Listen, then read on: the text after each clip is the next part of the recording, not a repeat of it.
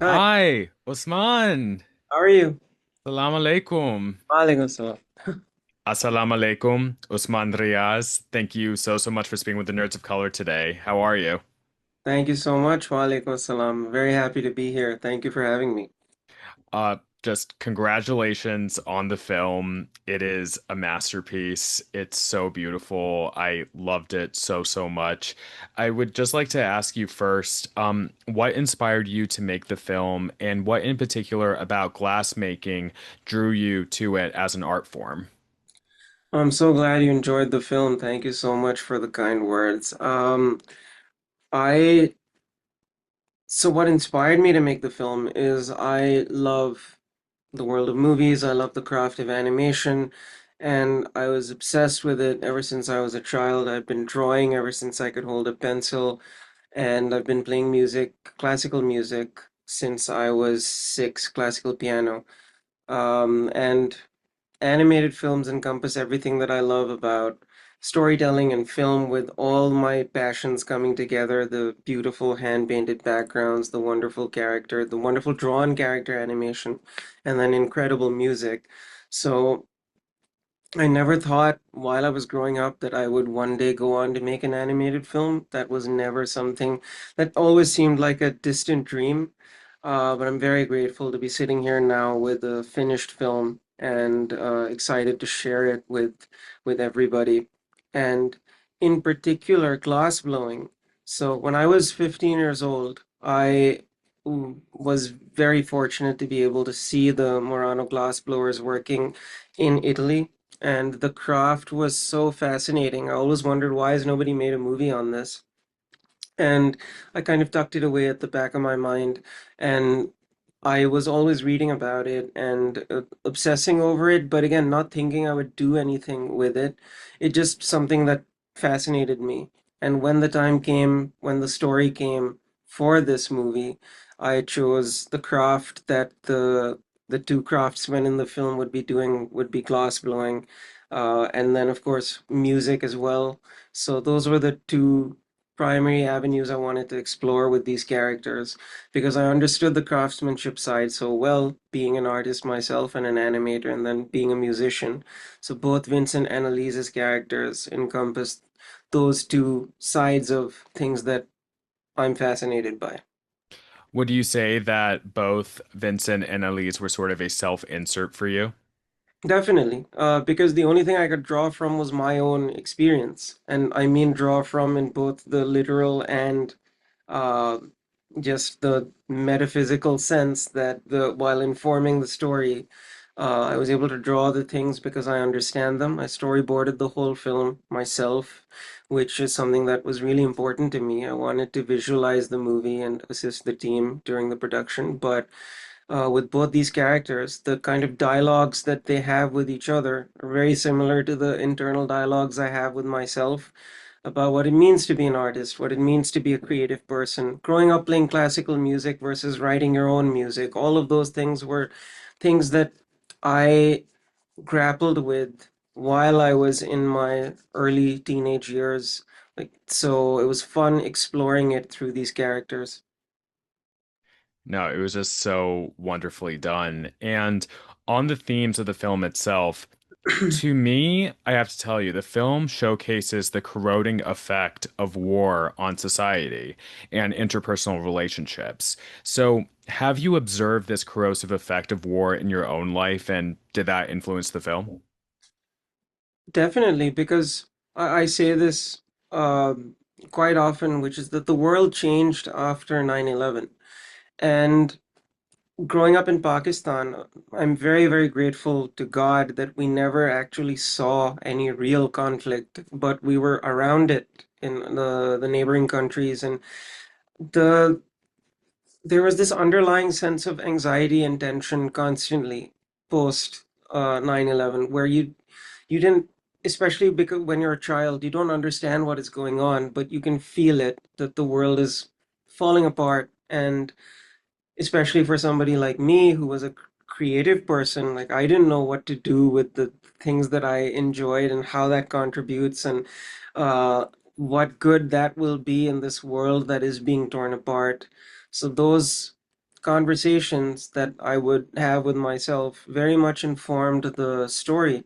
And the idea was that everything that I had experienced, if I could just showcase that through this fantastical setting with these characters, so that it doesn't become any sort of geopolitical statement, because that's something that I genuinely didn't want to touch upon. I just wanted to talk about the human experience of witnessing all these things happening around you. And then, of course, like dramatizing a few things quite a bit, which is reality for a lot of people, but um, just showcasing how that affects people, that ultimately at the end of the day, it's the people who suffer regardless of what is going on.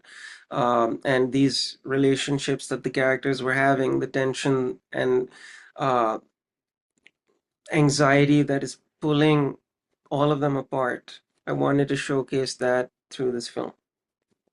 Yeah, absolutely. So you mentioned real life geopolitics, and watching the film, I was like, where is this set exactly? I see Pakistani cultural elements, but it also seems to be some sort of European setting. Is the film meant to take place in our own world, or is it a fully fictional setting? It's a fully fictional setting, and what I wanted to do was draw from a lot of the architectural influences that are scattered throughout Pakistan. There's a lot of wonderful Islamic architecture that you see in the country, but there's also a lot of wonderful colonial architecture that you see in the family, remnants of another time. But it is a reality that those buildings and monuments and again, wonderful pieces of architecture are part of the fabric of the region. So to take that and just amp it up just a little bit and add a little bit of art direction here and there to just make everything more cohesive in an animated setting, that was definitely the goal. It is reminiscent of Pakistan, reminiscent of Karachi, reminiscent of some of the other bigger cities, but also it's completely its own thing. And that really was the goal. And the name Waterfront Town actually came from I'm a TED Senior Fellow, so I've been going to the TED conferences. They happen in Vancouver at the Vancouver Convention Center. The hotel that we would stay in is on the waterfront. It's the Fairmont Waterfront, and this was 2013, 2014, where I was trying to come up with a name and I saw the hotel sign saying Fairmont Waterfront. And I was like, oh, that's a nice name for a town. You know instantly what it's supposed to be. So a lot of the storytelling gets done right there through that name. So I'll just call it Waterfront Town. But it's not evocative of the area, but it just shows that the different influences that went into creating this world for the film. I love that so much, just that direct inspiration, Yeah. but still fully fictional. And speaking of fiction and the fantasy element of this film, I'd actually like to, without obviously any spoilers, people can see it for themselves. The jinn in the film. As Vincent explains the jinn to Elise, he says that they can be either good or bad, they're autonomous beings, but I felt like the film was implying, again, without giving anything away, that humans around the jinn affected its own outlook on humanity and the world itself. So how did you approach the jinn's role in this story? It's interesting that you say that because that is exactly the approach I tried to take with the film. I'm grateful that that was somewhat there. It was absolutely clear to me, I have to tell you. That's amazing. It's always gratifying to hear that. And I think the way jinn are depicted, especially in Islamic mythology, there's a lot of mystery around it. There's a lot of fear mongering through it, but ultimately, uh, I wanted to just capture that the sense of mystery rather than the sense of fear. You don't really know what they are. Various cultures have depicted them in a variety of different ways, but the one universality between all of them is that they're made from smokeless fire. How can we depict that in an interesting way throughout the film that can also kind of pique the viewer's imagination and like fill in the gaps for what this thing is, what it could be, and then how the characters perceive it. That it could be good, it could be bad. It ultimately is also how the viewer perceives it.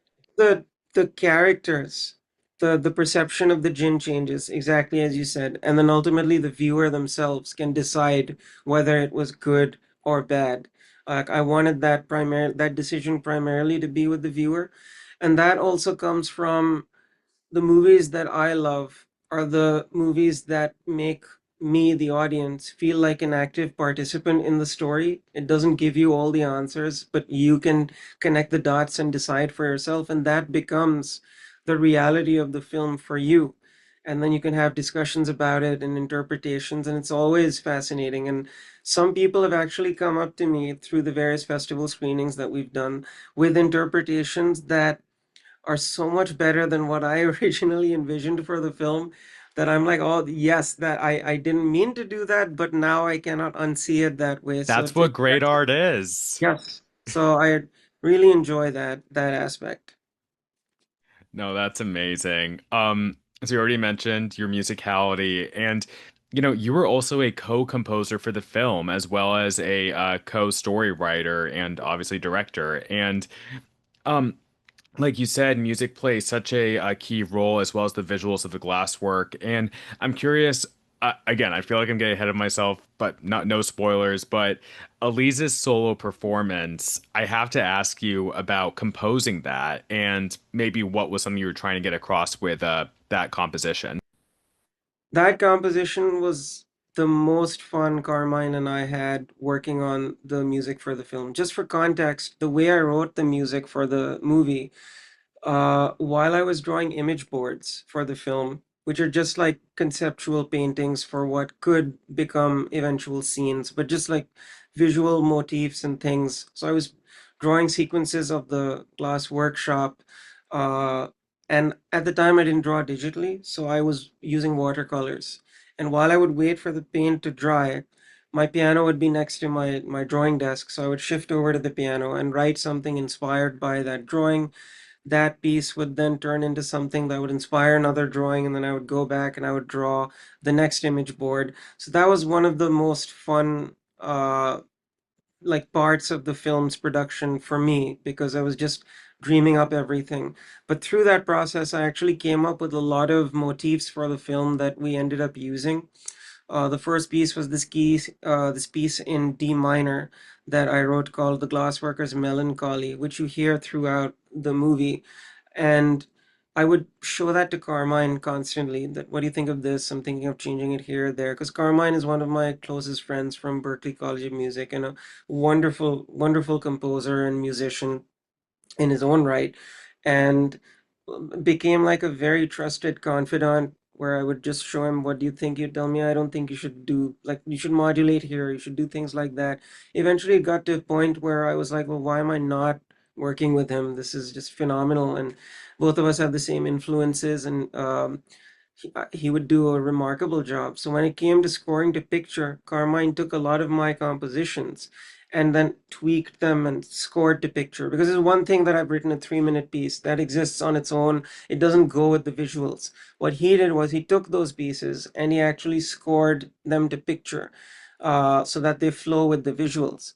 And then he also came up with a lot of his own music in the style of the music that we had both collectively decided on, that this is the musical direction we'll go in.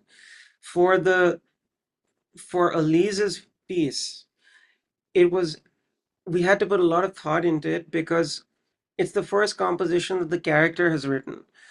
But they're two musicians who have a very strong theoretical understanding of music, who are writing the rest of the score for the film. How do you find that naivety, but also make this a piece worth the audience in the film, like strong enough that it would move them, with flashes of brilliance here and there? That's something we worked really hard on. We decided on a 3 note motif that then keeps modulating till it builds up into something larger. Uh, it was fascinating. And initially, we started off with more notes, and then we kept shaving it away to its bare minimum, where it got across the emotion that we were trying to get across, still sounded like this is something someone who is unsure of themselves has written, that then gradually turns into her finding her confidence as she continuously plays it and turning into something larger. So all of that technical understanding went into it to create something like this. But at the end of the day, it should make the audience feel that, both the audience that is listening to her performance in the film and the actual audience watching the movie. So it was a really fun, fascinating process. Yeah, it absolutely did. Bravo, Mubarak on all of that. Thank It was you. so good. I just have two other questions for you. So, first off, what was the process like working with Watermelon Pictures for US distribution? It's an honor to be working with Watermelon. They really believe in the film, and that gives me confidence as well. Because when you've been working on something for so long, this is my 11th year with the film. I've spent one third of my life on this project, which, you know, I didn't think it would take 10 years to make this movie, quite frankly. When I first started out, I thought it would take 6, maybe 7 years. When we were in the seventh year with no end in sight, that's when I started losing it a little bit. Like, when is this going to end? I have no idea what I've signed up for, but to finish it and to have the wonderful festival run that we did, uh, be Pakistan's submission to the Academy Awards, even though everybody told me you're not going to get nominated, this is your first movie. I said that doesn't matter. This it's still the we still have to try. We still it's sometimes it's the fight that matters, not the result. Learned so much during that process, and that's where we met the wonderful team at Watermelon who saw the potential of this film, bringing it to North American audiences. And I'm just so grateful and excited, and they've been so supportive. I'm very blessed. I'm very grateful. And we are honestly blessed with the Glassworker and for the US distribution. I hope everyone goes and sees it. Like with your team at Mano Animation, you have made such a brilliant inaugural film, and I'm wondering if there's anything else you can tease about what Mano is up to. Oh, so I love the craft of film. I love the craft of animation. And Walt Disney has this wonderful quote that I would tell our investors. I've paraphrased it a little, but I would tell them, we don't make movies to make money. We make movies to make money to make more movies. So I just hope that this film does well enough that all of these other ideas that I have in my head that I'm working on right now, I will be able to make a reality again. But it's such a huge undertaking to make one movie. Uh, it's a blessing and a miracle. So I just hope that, you know, this does well enough that I get another miracle, another opportunity to make more. So that's what I'm looking forward to. That's what I'm hoping for. I got to work with a remarkable team, both in Pakistan and internationally, to bring this film to life. And the only thing I hope for is that the next one doesn't take 10 years. Absolutely, inshallah. Inshallah. Again, Usman Riaz, Mubarak. The Thank film you. is brilliant. Everyone needs to go watch it. It's a 10 out of 10 from me. I have to let you know. It's Thank you so absolutely much. amazing. All right. Thank, Well, thank you so much for speaking with the Nerds of Color today. And again, congratulations, Usman. thank you so much. Thank you for having me. Of course. Take care. Professional artists and professors. Maybe a nerd who's just like you, talking about the things that you like too. So I invite you to the NOC. In full color, you see me. The hard knock life.